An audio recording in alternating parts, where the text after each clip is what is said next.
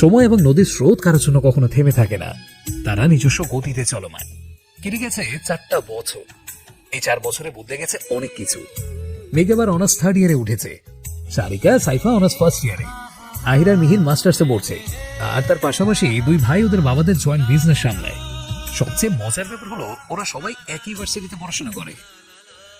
রাত 4:20। মেঘ নিজের ফোনে একবার সময়টা দেখে ফোনে টর্চ অন করলো। তারপর ড্রেসিং টেবিলের কাছে গিয়ে ওর মেকআপ বক্স হাতে নিয়ে চুপি চুপি রুমের দরজা দিয়ে বের হয়ে পাশেই মিহিরের রুমে ঢুকলো। পা টিপে টিপে মিহিরের বেডের দিকে এগিয়ে গিয়ে দেখে আহির আর মিহির বেডের উপর বেঘরে ঘুমোচ্ছে। মেঘ ওর মেকআপ বক্সটা খুলে মিহির আর আহিরের মুখে কিছু আঁকিবুকি করলো। তারপর নিজের ফোনের ফ্ল্যাশ জ্বালিয়ে ওদের দুজনের কয়েকটা ছবি তুলে নিল। ওদের দিকে তাকিয়ে শয়তানি একটা হাসি দিয়ে বলল, আহারে আমার বেচারা 2 ভাই কি সুন্দর নিশ্চিন্তে ঘুমোচ্ছে। কালকে সকালে ব্রেকিং নিউজ, ভার্সিটির 2 ক্রাশ বয় শাপরিত শায়াজ মিহির এবং সাফওয়ান সিজাত আহিরের মুখে চুনকালি লাগিয়ে হাফ লেডিস বানিয়ে দিল তাদের এই ছোট আদুরে বোন মেঘনা। তারপরে একটু ভাব নিয়ে বলল, আমার সাথে লাগতে আসা তাই না?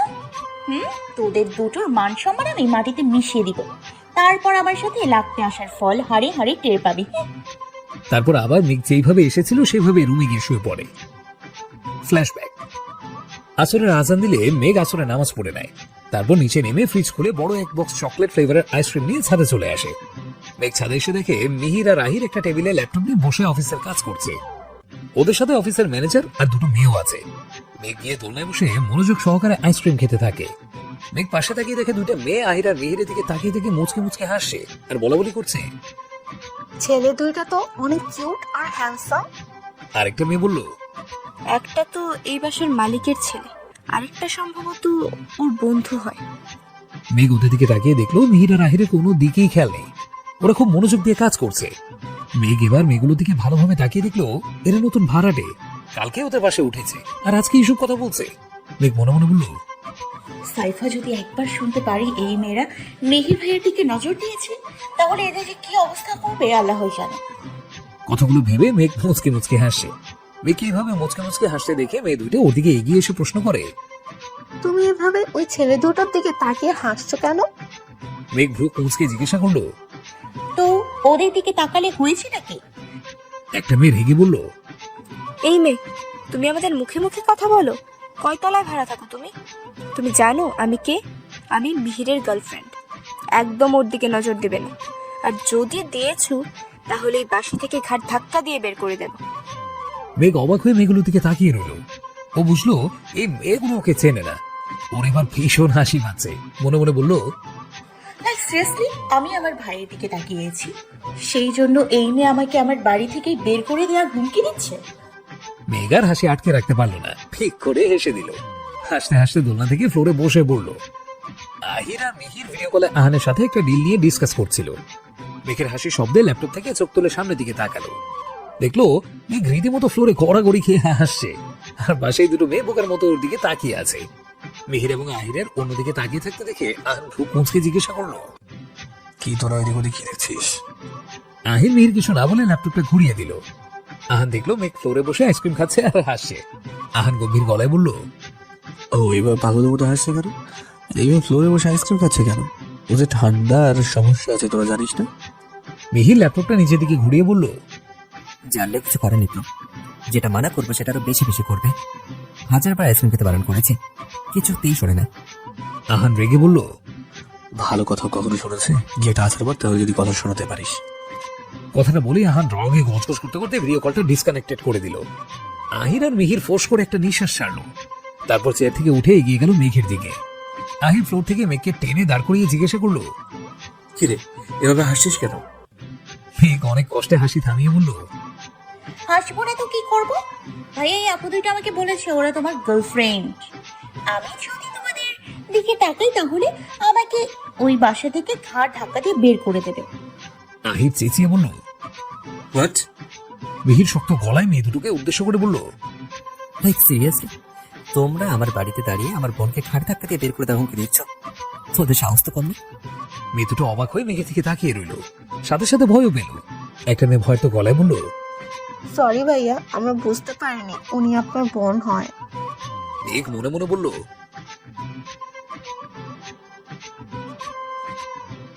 শুধু আমার বোনকে নয়, যদি এই বিল্ডিং এর কাউকে যদি এই ধরনের হুমকি দিয়েছো না, তাহলে আমার থেকে খারাপ কেউ হবে না। মেয়ে দুটো হ্যাঁসূচক মাথা নেড়ে নিচের দিকে তাকিয়ে দাঁড়িয়ে রইল। আহির এতক্ষণ মেয়ে দুটোর দিকে তীক্ষ্ণ দৃষ্টিতে তাকিয়েছিল, এবার মেঘের দিকে তাকিয়ে বলল, ওই, তুই আইসক্রিম কেন খাচ্ছিস? তোর ঠান্ডা প্রবলেম আছে? তারপর বক্সের দিকে রাগিয়ে দেখলো এক বক্স আইসক্রিমের প্রায় 3 ভাগে 2 ভাগই শেষ। আহির চেঁচিয়ে বলল, স্টুপিড, একসঙ্গে এতখানি আইসক্রিম কেউ খায়? এখন যদি তোর ঠান্ডা লাগে, গলা বসে যায়, তখন কি হবে? আহির কথাটা বলেই মেঘের হাত থেকে ছো মেরে আইসক্রিমের বক্সটা নিয়ে নিল। মেঘ রেগে গিয়ে বলল, দেখ ভাই, আমার আইসক্রিম ফেরত দে, না হলে কিন্তু খুব খারাপ হয়ে যাবে। আহির মেঘের কথায় কোনো পাত্তাই দিল না। ও আর মিহির আইসক্রিমের বক্সটা নিয়ে গিয়ে ওদের কাছে জায়গায় বসে আবার ল্যাপটপ অন করে কাজ করতে লাগলো। মেঘ বারবার ওর আইসক্রিমটা দিতে বলছে, কিন্তু ওরা দুজন এমন একটা ভাব করে আছে যেন ওরা মেঘের কোনো কথাই শুনতে পারছে না। এক পর্যায়ে মেঘ ভীষণ রেগে ওদের দুজনের ল্যাপটপ নিয়ে ঝোড়ে ফ্লোরে আছাড় মারলো। অবশ্যই এইটুকু আছাড়ে ল্যাপটপের কিছুই হয়নি। আহির, মিহির, ম্যানেজার ভয়ে 3 জনে বসা থেকে দাঁড়িয়ে গেল। মিহির চেঁচিয়ে বলল, বলো, তুই কি করে? আমার ল্যাপটপ কেন আছে মারিতে? আইসক্রিম তো আহির নিয়েছে। আহির অবাক হয়ে বলল, ওই ভাইয়ের শালা, তুই এবার আমায় ফাঁসি দিচ্ছিস। মেঘ চেঁচিয়ে বলল, দেখ, আমি এত কিছু শুনতে চাই না, এক্ষুনি তোরা আমার আইসক্রিম ফেরত দে। খাওয়াচ্ছি তোকে আমি আইসক্রিম। বলেই মিহির আইসক্রিমের বক্সটা উল্টো করে মেঘের মাথায় সব আইসক্রিম ঢেলে দিল। মেঘ রেগে আ বলে জোরে চিৎকার দিল। মেঘের এরকম অবস্থা দেখে সেই মেয়ে দুটো মুখ টিপে হাসছে। মেঘ হুমকি সুরে মিহির আর আহিরের দিকে তাকিয়ে বলল, হিসাবটা তোলা রইল, তোদের আমি পরে দেখে নিব। মেঘ রগে গছগছ করতে করতে নিচে চলে গেল। মেঘকে এইভাবে রাখতে দেখে মিহির আহির হু হা করে হেসে দিল। সকালে অ্যালার্মের শব্দে ঘুম ভাঙলো আহির আর মিহিরের। দুজন চোখ বন্ধ করে কিছুক্ষণ বিছানায় মোড়ামুড়ি করে উঠে বসলো। ঘুম ঘুমো চোখে দুজন দুজনের দিকে তাকাতেই ওদের সব ঘুম উড়ে গেল। ওরা দুজন দুজনের দিকে কিছুক্ষণ স্তব্ধ হয়ে তাকিয়ে থেকে জোরে আ বলে একটা চিৎকার দিল। এত জোরে চিৎকার দেওয়া মনে হচ্ছে বাড়ি কেঁপে উঠেছে। ওদের চিৎকার শুনে আমি ঘুমের ঘোরে ভয় পেয়ে ধরম করে বিছানা থেকে পড়ে গিয়ে সেও আ বলে চিৎকার দিল। মীরা রহমান এবং আজম রহমান আহির আর মিহিরের চিৎকার শুনে দৌড়ে সিঁড়িতে উপরে উঠছিলেন। তখনই আবার মেঘের চিৎকারও শুনতে পেলেন। ওনারা দুজনই কনফিউজড হয়ে সিঁড়িতে দাঁড়িয়ে গেলেন, ভাবছেন কার রুমে আগে যাবেন। তারপর বেশি কিছু না ভেবে ওনারা মিহিরদের রুমে চলে গেলেন। গিয়ে যা দেখলেন তাতে ওনাদের মুখ হা হয়ে গেল। ওনারা চোখ বড় বড় করে কিছুক্ষণ মিহির আর আহিরের দিকে তাকিয়ে থেকে হু হা করে হেসে দিলেন। মেঘ বিছানা থেকে পড়ে গিয়ে কোমরে ব্যথা পেয়ে ওর ঘুম ভেঙে গেল। ও হাত দিয়ে কোমর চেপে ধরে ভাবছে চিৎকারটা কে দিল। পরক্ষণে ওর কাল রাতে সব কথা মনে পড়ে গেল। ও কোমরে ব্যথা ব্যথা সব ভুলে গিয়ে বসা থেকে উঠে দাঁড়িয়ে মিহিরের রুমের দিকে দৌড় দিল। মেঘ গিয়ে দেখলো আসম রহমান এবং মীরা রহমান হাসতে হাসতে গড়াগড়ি খাচ্ছে, আর আহির মিহির রেগে বোম হয়ে দাঁড়িয়ে আছে। মেঘ গিয়ে ওদের সামনে দাঁড়ালো। এবারও সাজটা ভালো করে দেখতে লাগলো। দুজনের কপালে লাল লিপস্টিক দিয়ে গোল করে বড় একটা টিপ দেওয়া, ব্রুতে পিঙ্ক লিপস্টিক দিয়ে আর্ট করা, ঠোঁটে ব্ল্যাক আইব্রো দিয়ে আর্ট করা, 2 কালারের নেল পলিশ দিয়ে 2 গালে ক্রস চিহ্ন দেওয়া, সারা মুখে হলুদ কালারের কনসোলার দেওয়া। মেঘ হাসতে হাসতে গিয়ে ওদের বেডের উপরে শুয়ে পড়ে। মিহির রেগে চিল্লিয়ে বলে, জাস্ট স্টপ ইট। মিহিরের ধমকে সবাই চুপ হয়ে যায়। আহির দাঁতে দাঁত চেপে বলে, মেঘ, এটা কোন ধরনের মজা? মেঘ বুঝলো তার ভাইয়েরা ভীষণ রেগে গেছে, কিন্তু তাতে তার কি। সে একটা ডোন্ট কেয়ার ভাব নিয়ে বলল, আজও ভাবি আবার কি করলাম? বাই দ্য ওয়ে, তোদের কিন্তু অনেক কিউট লাগছে। ডিডন্ট অ্যাক্ট ওভার স্মার্ট, ওকে? হ্যাঁ, আমি জানি এটা তোর কাজ। মেঘ অবাক হওয়ার ভান করে বলল, আমার কাজ? আমার মতো সুইট কিউট ইনোসেন্ট একটা মেয়ে এই ধরনের কাজ কখনো করতে পারে? আর তাছাড়া কি প্রমাণ আছে যে এসব আমি করেছি? মিহির রিডিং টেবিল থেকে হাতে একটা স্কেল নিয়ে মেঘের দিকে এগিয়ে গিয়ে রগি গলে বলল, তোর প্রমাণ লাগবে তাই না? দিচ্ছি তোকে প্রমাণ। মেঘ শোয়া থেকে উঠে দাঁড়িয়ে বলল, আমাকে একদম মারার চেষ্টা করবি না, আর যদি মারিস তাহলে তোদের এই সুন্দর চেহারার কিছু পিক আমার ফোনে আছে, সেগুলো FB তে পোস্ট করে দিব, আর ক্যাপশনে লিখবো আমার 2 কিউট সিস্টার। বলেই মেঘ একটা ভাব নিয়ে রুম থেকে বের হয়ে গেল। মীরা রহমান এবং আসম রহমানও হাসতে হাসতে বেরিয়ে গেল। মিহির আর আহির বোকার মতো কিছুক্ষণ মেঘে যাওয়ার দিকে তাকিয়ে রইল। চৌধুরী বাড়ি। সাইফা আর সারিকা একে অপরের চুল ধরে টানাটানি করছে। কারণ হলো ওয়াশরুমে আগে কে যাবে। সাইফা বলছে ও আগে যাবে, আর সারিকা বলছে ও আগে যাবে। শুধু চুল টানাটানি করছে না, চিল্লাচিল্লি করে পুরো পানি মাথায় উঠিয়েছে। ওদের ঝগড়া শুনে ওদের মা আর চাচি দৌড়ে এলেন। সাইফার মা একটা ধমক দিয়ে বললেন, এইটা কোন ধরনের অসভ্যতা? তোমরা কি এখনো বাচ্চা? রোজ রোজ কিছু না কিছু নিয়ে যে তোমাদের ঝগড়া করতেই হবে? সারিকা সাইফা একে অপরের চুল ছেড়ে দরজা দিকে তাকানো। ওদের মার চাচি রাগী মুড নিয়ে দাঁড়িয়ে আছে। দুজনেই শুকনো একটা ঢোক গিলল। সাইফা বলল, আম্মু, ঘুম থেকে আগে আমি উঠেছি, তাই আমি আগে ওয়াশরুমে যাব। কিন্তু ও ঘুম থেকে উঠে বেডে শুয়েছিল, আমি আগে বেড থেকে নেমেছি, তাই আমি আগে যাব।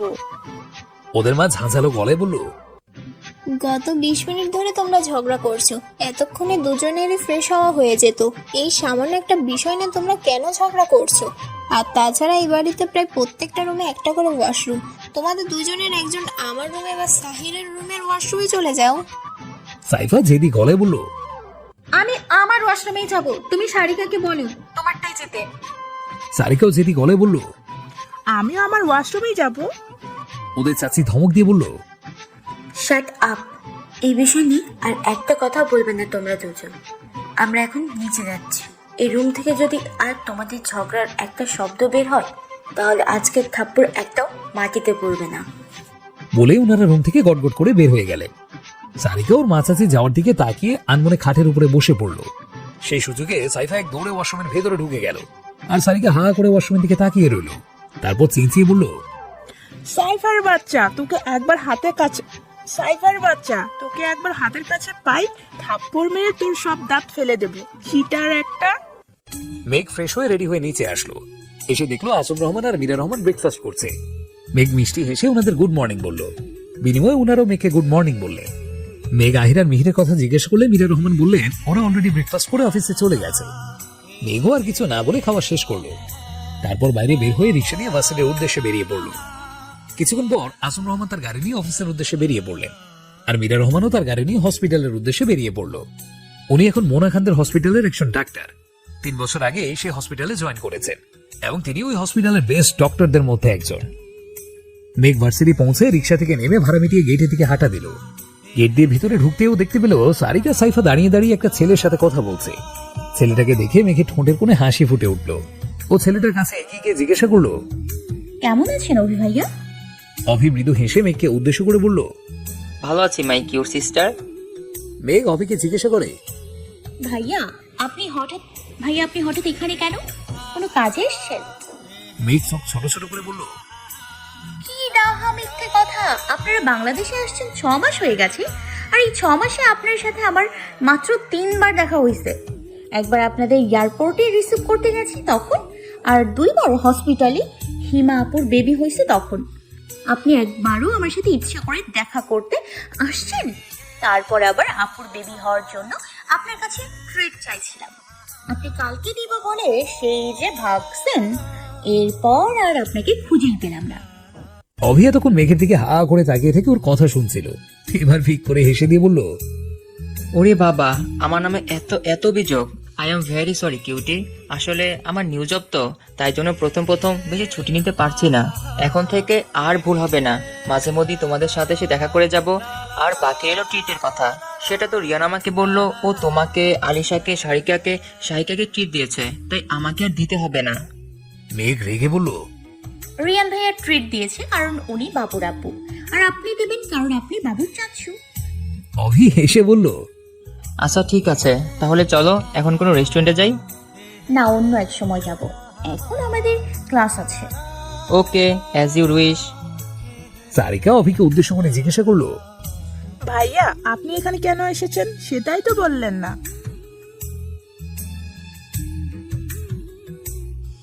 তারপর ওরা আরো কিছুক্ষণ টুকিটাকি কথা বলে অভি নিজের কাজে চলে গেল, আর মেঘ সারিকা সাইফা ভার্সিটির ভিতরে চলে গেল। আসলে 6 মাস আগে হিমা, রিয়ান আর অভি বাংলাদেশে এসে পড়েছে। হিমা তখন 4 মাসের প্রেগনেন্ট ছিল। 15 দিন আগে হিমার গ্রিন এভার হসপিটালে সিজারিং এ মেয়ে হয়েছে। আহান আর হিয়ান হিমাদের সাথে আসতে পারেনি, কারণ ওরা বিজনেসের কাছে আটকে গিয়েছিল।